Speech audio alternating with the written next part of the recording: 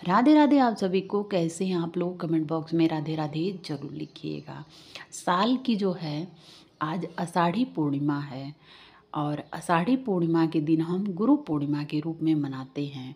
गुरु पूर्णिमा के दिन जो है, अगर आप किसी पूर्णिमा का पूजन करते हैं तो दूध से बनी कोई भी चीज़ का भोग आपको ज़रूर लगाना चाहिए। तो ये देखिए, मैं खीर बना रही हूँ और इसके बाद अब हम चलते हैं पूजन आपको दिखाते हैं। गुरु पूर्णिमा के दिन मैं पूजन किस तरह से करी हूँ आप लोगों के साथ शेयर करती हूँ। एक पटे पे पीले रंग का जो है कपड़ा बिछा लीजिएगा, पीला हो चाहे क्रीम कलर का भी हो। इस तरह से हम बृहस्पति भगवान की जो है, बृहस्पति भगवान ही हमारे गुरु हैं, तो मैं उनको विराजमान कर दी और इधर हमारे कान्हा जी हैं, इनको विराजमान करी हूँ।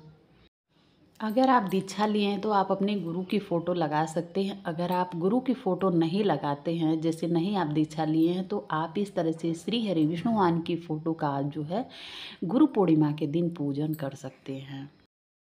आप गुरु पूर्णिमा के दिन कान्हा जी की सेवा, कान्हा जी की पूजा और शिव जी की सेवा और पूजा ज़रूर करिएगा, क्योंकि कान्हा जी जो हैं जगत के गुरु हैं और शिव जी जो हैं वो महागुरु हैं। तो आप इस तरह से जो है घर में गुरु पूर्णिमा के दिन पूजन जो है कर सकते हैं। पूर्णिमा के दिन दूध से बनी कोई भी चीज़ का भोग भगवान को जरूर लगाना चाहिए। इस दिन पूर्णिमा के दिन जो है सत्यनारायण भगवान की पूजा होती है। तो सत्यनारायण भगवान की पूजा अगर आप अपने घर में करवाना चाहते हैं तभी भी आप इस दिन जो है करवा सकते हैं। अगर आपके घर में लड्डू गोपाल नहीं हैं तो गुरु पूर्णिमा के दिन आप लड्डू गोपाल कृष्ण भगवान के कोई स्वरूप का जो है आप गुरु पूर्णिमा के दिन पूजन जो है कर सकते हैं। क्योंकि जीवन देने की कला भगवान श्री कृष्ण ही हमको सिखाते हैं।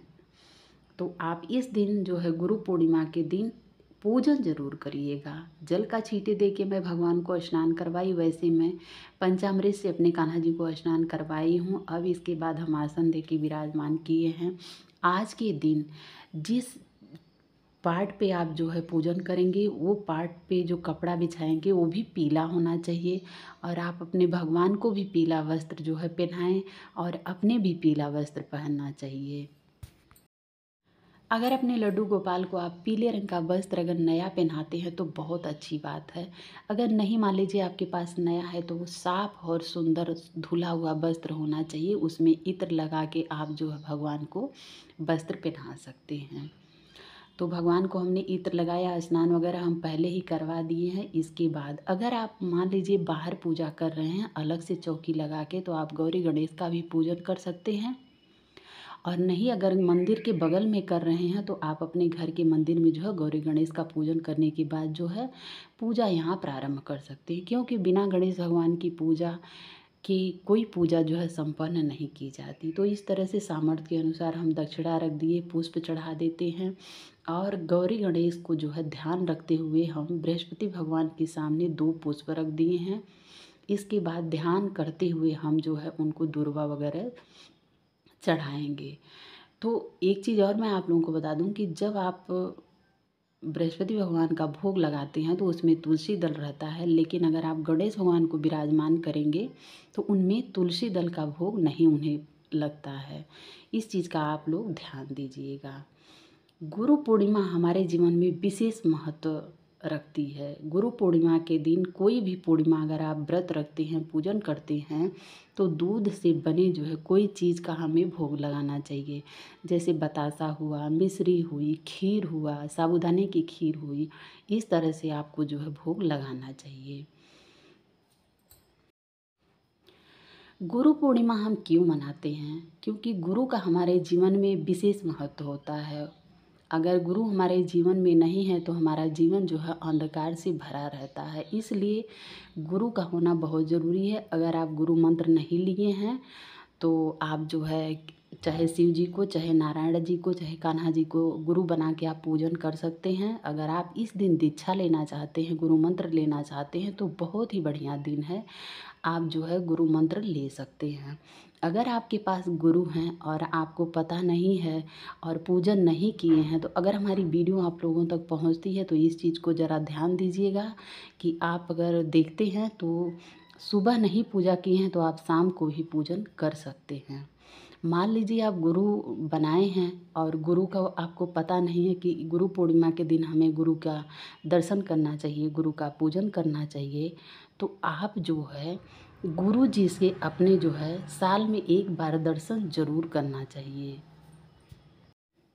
अगर आप अपने गुरु का दर्शन साल में एक बार करते हैं तो सारे पूरे बरस के जितने भी पुण्य रहते हैं आपको प्राप्त होते हैं। तो इसलिए हर मनुष्य के जीवन में जो है अनेक तरह से काम रहते हैं, बिजनेस का, कार-भार का रहता है, घर का, परिवार का, अनेक तरह से कार्य रहते हैं, लेकिन बरस में एक बार आप टाइम निकाल के ज़रूर अपने गुरुजी का दर्शन किया करिए। बहुत ही फलदायी रहता है। जिसके जीवन में गुरु नहीं है उनसे देखिएगा, उनके जीवन में कुछ न कुछ अधूरा ज़रूर रहता है।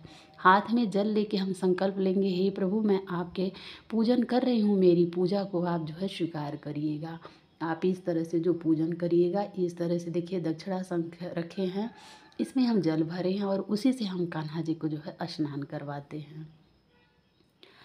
तो सिंदूर हम गौरी गणेश को लगा दे रहे हैं, क्योंकि गणेश भगवान को सिंदूर बेहद प्रिय होता है, तो इसलिए पीला सिंदूर उनको लगाना चाहिए। ये जल रख दिए हैं और इसके बाद ये जो है भोग है, इसमें हम तुलसी पत्र नहीं डाले हैं।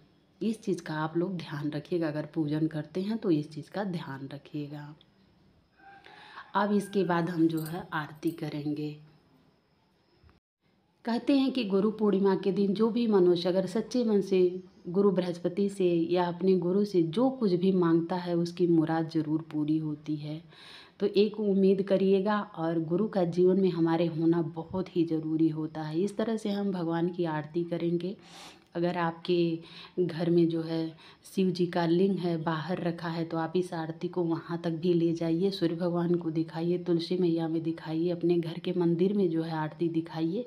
इसके बाद ला के जो है आप इस जगह पे विराजित कर सकते हैं। आरती दिखाने के बाद हम जल का छींटा दे के इनको ठंडा कर देंगे। कभी भी दीप जलाएं तो इस